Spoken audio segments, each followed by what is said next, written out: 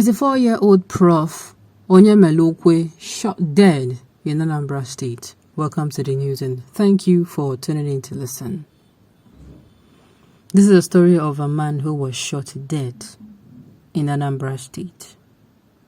An old man that is actually 84-year-old. Sincerely, crime has really eaten deep into the society. Because if you go down, what I would see is injustice that breeds unfairness, that breeds people, getting frustrated, and at the end of the day, we get to where we are today. And yet, nobody is towing the path of, let us find the root cause of all those problems. Instead, they're towing the path of Indabuski. There is in detail, please, stay with us. My father, Prof. Chief Obidimma Isaiah Koli Onyemelukwe, whom I have often written about here, died a few days ago. An 84-year-old man. He was shot by armed men in Oko, Anambra State. He was brilliant. He was an institution and a library. He was a decent, kind, generous, conscientious man. He was the pillar in his community, Nanka, which he loved dearly. He was an Iroko in the Onyemelukwe family.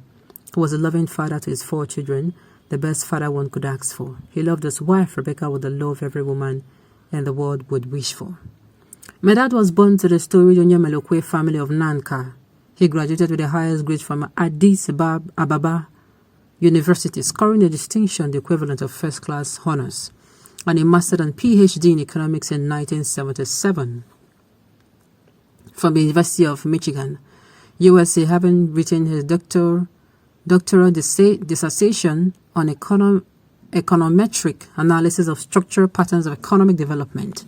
He had postgraduate diplomas from the Institute of Social Studies at The Hague, the Netherlands International University of Comparative Sciences, Luxembourg, in 1962, obtaining a diploma in comparative economics.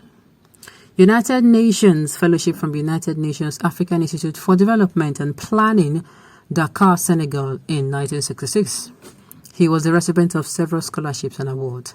A career civil servant, he began his career at the Ministry of Economic Planning, Enugu, and rose to become a permanent secretary in 1988. Having worked on economic planning and economic development and planning for the government of Eastern Nigeria, East Central State, and later on Anambra State from 1962 up to his retirement as permanent secretary in 1992. Retired in 1992, he transitioned into academia, having already been a part-time lecturer for several years, a consummate teacher, always teaching even outside the classroom. From 1992 until 2012, he lectured at various institutions of higher learning, the Federal Polytechnic Oko, Nnamdi Azikiwe University Awka, where he was also served as Dean, Faculty of Management Sciences, Ebonyi State University, Abakaliki, where he also served as head, Department of Economics from 1999 to 2001, and Anambra State University, Uli. He was the author of several books and many published academic articles. An old boy of Dennis Memorial Grammar School, Onitsha, DMGS, he was a proud and active Dendromite, a member of the DMGS Old Boys Association, Doba. Enugu branch, he served in various positions, including as secretary, financial secretary, and later on as president. A Rotarian since 1984, he served in various positions, including as president of the Rotary Club as Chance Ekelu. He was until his death a member of the Rotary Club of Enugu. He was a lay reader of the Anglican Church and a member of Gideon's International. Always engaged in activities in his environment, he was active in many of the societies, including community and church matters. He was a member of the Igwe's cabinet in Nanka with the title Ichie Ochimba. He was a titled man, holding the also title of Chibugu. Despite the circumstances of his death, we are grateful to God for a life well lived, a joyful, thirsty life lived every single second, a life committed to doing good, an exemplary, blessing-filled life. We are grateful for every second we spent with him. On behalf of my mother, Dr. Rebecca Onyemelukwe, and my siblings, Akoma, Blessing, and Soki, my husband, friend, Onobia, son, and Tochi, I thank everyone who has reached out to my siblings and our family in the past few days. Thank you for holding us up in your prayers. We will say more in due course. Another great son of a southeastern extraction down because of what? Because of what? Sincerely, we have lost it all. We have really lost it. It is time these people, even the IPOD people, should come together. Yes, I'm not saying they're the ones, but they should come together and ensure this does not continue.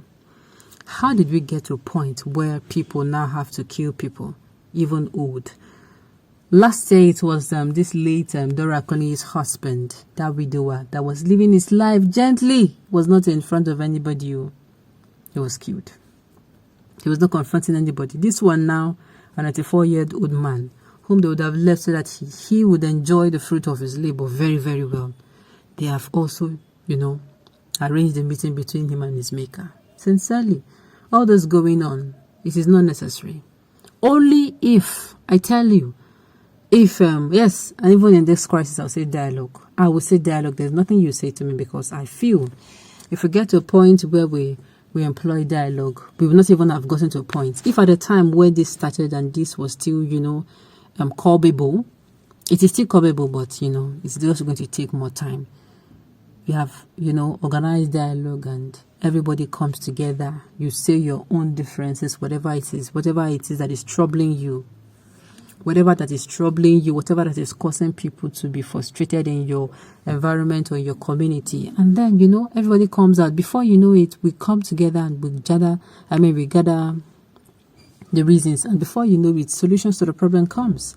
They say if you find the real problem, then the solution to, you have found 50% of a solution, because it is when you now have a problem. Okay, what is the problem? This, then you can now even say, oh, this and this and this are going to be the possible solution. Okay, now all the intellects are being killed in the east. Continue. Time is coming and it's already here when the enemy will ask you to make a robe from the mud. And then it will be too late, because no one is going to be available to tell you what to do at that critical moment. Anyone that has ear, let it hear. Those who are doing this should just be involved. These people you people are killing, they're like killing all the airlines. And if you think of it, before you know it, it was, it was what's it called? This man. It was Dora Sakoli's husband. Then later, few days back, we also heard of one very fine businessman that was actually killed. And now this. It is becoming too much. It is becoming too much. It is time the Southeastern people, the leaders, traditional rulers, everybody comes together and find a lasting solution to this problem and find a more kind of peaceful way to end this crisis that is now, terrorizing the region. On this note, we've come to the end of the news. We say thank you for tuning in to listen. Until I come your way next time, enjoy the rest of the day.